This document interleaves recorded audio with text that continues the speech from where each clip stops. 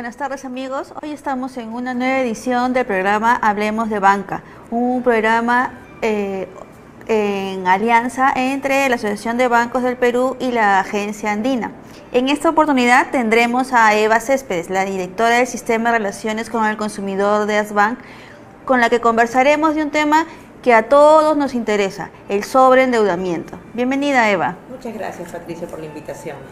Eva, a mí me gustaría empezar precisando bien cuándo estamos en un sobreendeudamiento y cuándo hemos adquirido una deuda, tenemos una responsabilidad económica con una institución financiera para mejorar nuestro nivel de vida. Sí, me gustaría que el público entienda que una persona se encuentra en una condición de sobreendeudamiento cuando de manera estructural está incapacitada de cumplir con sus compromisos. ¿Qué significa? Que no solamente es este mes que no puede pagar ni el siguiente, sino de una manera ya estructural de mis finanzas personales, no puedo pagar una deuda adquirida, no puedo cumplir con mis compromisos. ¿Y cómo llegas a definir esa situación? Cuando ya de repente ha transcurrido 2 o 3 meses en que he estado endeudada y no he podido cumplir con el compromiso, he caído en mora, ha transcurrido el tiempo y a pesar de eso no puedo cumplir. ¿Qué sucede? La central de riesgo considera que ya estás en una situación de pérdida, quiere decir que no puedes salvar tu situación, salvo de repente cambien tus condiciones, después de 120 días. O sea, para la central de riesgo, después de los 4 meses ya se puede considerar que estás en una situación de pérdida total. Antes de eso, considera, por ejemplo, problemas potenciales cuando han pasado 30 días. Quiere decir que no se considera estructural a tus finanzas personales, sino está pasando un bache que posiblemente, potencialmente, lo puedas resolver al mes siguiente. De un tiempo, ¿no? Después de 3 o 4 meses en que no has podido cumplir tu deuda ni tus deudas, se puede considerar que ya estás en una situación con tus finanzas personales estructuralmente incapacitada de poder cumplir, salvo que cambien tus condiciones, ¿no? Hoy en día hay muchas personas que se quieren comprar su carro, que se quieren comprar que tienen un trabajo regular y que tienen un poco de temor de asumir una deuda con una institución financiera. ¿Qué elementos debe tener en cuenta para tener la seguridad de que va a tener esta deuda, pero no va a tener el riesgo de caer en un sobreendeudamiento? ¿Qué tiene que ver en sus finanzas personales? Sí, yo podría traducir ese temor por un tema de responsabilidad y ojalá hubieran muchas de esas personas que toman con cautela la decisión de asumir un crédito y honrar este compromiso. ¿Qué es lo primero que tienen que hacer? Un presupuesto. Porque un presupuesto te permite saber si tus ingresos cubren tus gastos que ya tienes asumidos, que uno los puede partir en los gastos que son básicos como servicios públicos, educativos, alimentación, salud programada, créditos ya adquiridos. Si bien podemos en este programa o en otro hablar que estos rubros se pueden optimizar y reducir a través de cambio de hábitos, pero en suma tienes ingresos, tienes gastos. La resta te da una cifra positiva o negativa.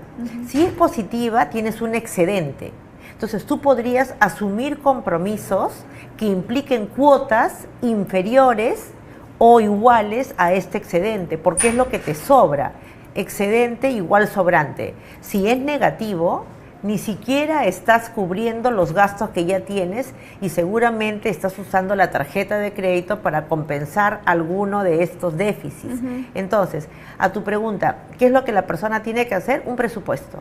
Un presupuesto, ingresos, todos los gastos, incluyendo los gastos financieros, y ser sinceros con tu presupuesto. Eso es bien importante, porque a veces nosotros mismos, a nosotros nos engañamos y no colocamos todos los gastos, o si hacemos un presupuesto en familia, mancomunado, también nos engañamos y no colocamos todos los gastos y tenemos un presupuesto que no es sincero. Pero si tenemos un presupuesto sincero, tenemos un excedente. De repente 400 soles. Yo voy a averiguar, voy a investigar sobre un crédito personal con cuotas de 300 soles. ¿Puedo pagarlo? Puedo pagar, tengo 400 menos 300. Ahora, ya depende de mí si es que yo, dentro de los rubros de egreso he puesto el ahorro, ¿no? Porque también de repente me conviene de esos 400 poner 200 soles de ahorro y tengo solamente 200 para un crédito de consumo y ese es el tope máximo que yo podría pagar como cuota.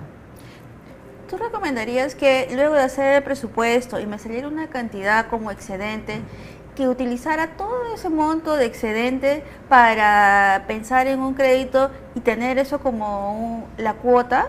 Si es que no tengo destinado el monto de ahorro dentro de mis egresos, dentro de mi presupuesto, no. Yo recomendaría que la persona destine una cantidad para ahorro, porque el ahorro me permite a mí tener dos cosas. Uno, la seguridad que ante un imprevisto de salud u otro yo pueda reaccionar y dos, alguna oportunidad. No solamente pensemos en un tema de seguridad, sino también de oportunidad. Se me puede presentar la posibilidad de, por ejemplo, estoy buscando vehículo, un buen auto de segunda mano, que yo tengo inicial, para que el banco me pueda complementar ese monto. Ahí tengo esa cantidad. O de repente se me presenta la oportunidad en mi trabajo y tengo que hacer una maestría, un posgrado, un diplomado. Yo puedo recurrir a ese monto de ahorro para de repente hacer la contraparte de lo que la empresa me va a apoyar en estudiar. Es muy importante destinar como hábito una cantidad hacia el ahorro y solamente contar con la diferencia para asumir un nuevo crédito de consumo. Muchas personas se quejan de que tienen problemas con su tarjeta de crédito y el uso de esta los lleva al sobreendeudamiento. ¿Tú qué recomendarías para utilizar responsablemente la tarjeta de crédito y no llegar a esos extremos? Sí, primero, mi tarjeta de crédito tiene dos finalidades. Una como medio de pago, donde yo puedo y debo pagar todo al vencimiento de mi estado de cuenta días antes para no correr el riesgo que no lo pague. Si es así, yo no pago intereses y debo usar ese método para supermercados, para salud, para cosas que yo uso todos los meses.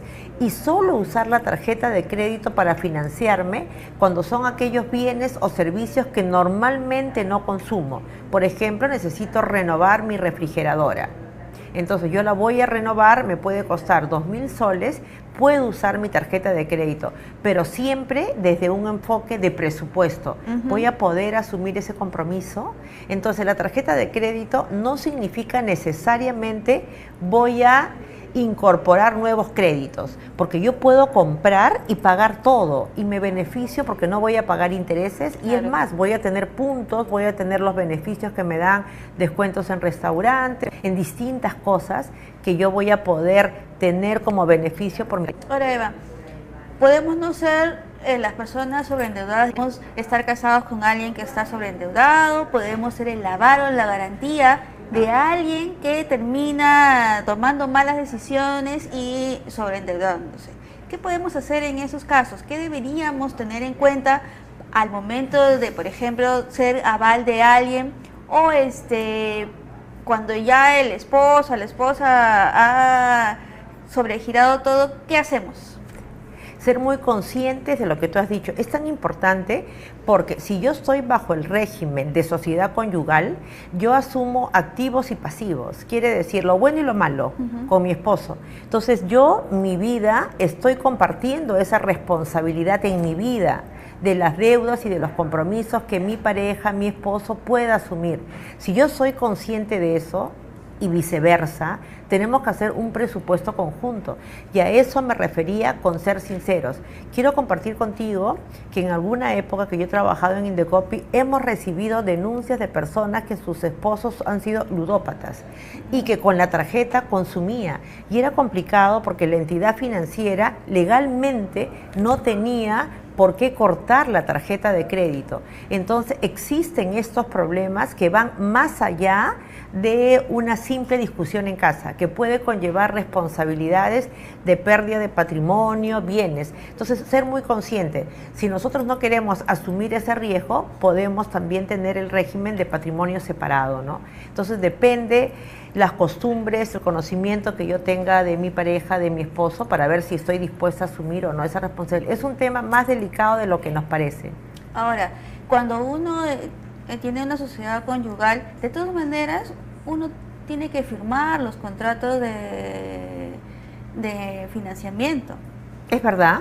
Entonces habría que tener un poco más de cuidado al momento de que a una o a uno le presentan los documentos para firmar como cónyuge, ¿no? Es cierto, porque el banco no te lo va a aceptar, porque el banco sabe qué régimen tienes tú, si es de patrimonio separado o si es de sociedad conyugal. Si tú pides un crédito y tu régimen es de sociedad conyugal, porque para eso los bancos es información pública, ¿no? Que está en los registros públicos.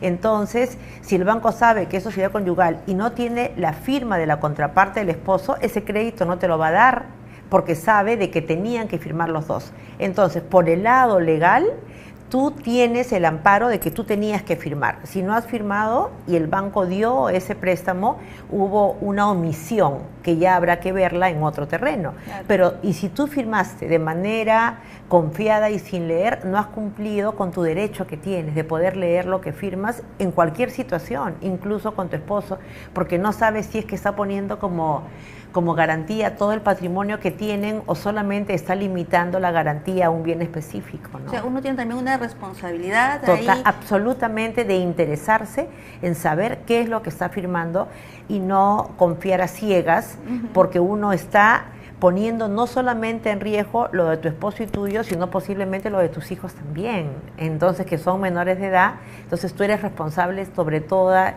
esa parte, ¿no?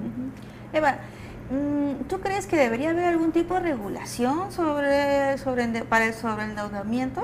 Mira, si una persona se sobreendeuda, puede ser, yo creo, en dos situaciones o en tres situaciones. Una, porque no tiene educación. Entonces, eso se está trabajando en varios frentes. Se trabaja desde el Estado, se trabaja en los bancos, en el mismo Asbanc, en la educación financiera, en la orientación.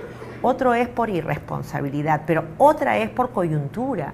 Es posible que tú puedas tener una enfermedad de golpe muy grave que te impida trabajar y que no es cubierta por el seguro de desgravamen, claro, porque no has quedado inválida o porque has tenido de repente un momento emocional muy fuerte por la pérdida de un familiar muy cercano o porque pierdas el empleo, no por causas tuyas, sino de repente hay una reestructuración, la empresa quiebra, pueden haber situaciones.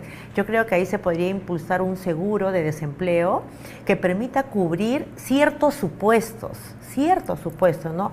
Un supuesto en donde tú pierdes, y también por un tiempo limitado y un número de veces límite en tu vida. No es que una persona pueda pedir permanentemente la aplicación de un seguro de desempleo, de repente máximo una vez o dos veces y por un periodo donde tú puedas sobrellevar esa dificultad que has tenido y volver a ubicarte o superar cualquier enfermedad que entonces puedas volver a trabajar y cumplir con tus compromisos. Eva, ¿alguna recomendación final para nuestros televidentes para evitar el sobreendeudamiento? Una vez que ustedes, televidentes, hayan caído en una situación en que no puedan cumplir con su deuda, acérquense a la entidad financiera. Lo último que pueden hacer es darle la espalda a la entidad financiera, porque la deuda no va a desaparecer y va a crecer. Va a crecer por intereses, por penalidades, por comisiones, voy a ser mal reportada a la central de riesgos, no voy a tener acceso a otra entidad financiera. Si yo me acerco a la entidad financiera, juntos podemos ver una solución si es que existiera, ¿no? Y además, si no he sido mal reportada a la central de riesgo, de repente mi caso puede interesarle a otra entidad en mejores condiciones. Bueno, muchas gracias, Eva, por compartir con nosotros varios temas de interés para nuestros televidentes. A ti, Patricia, encantadísima de haber estado acá.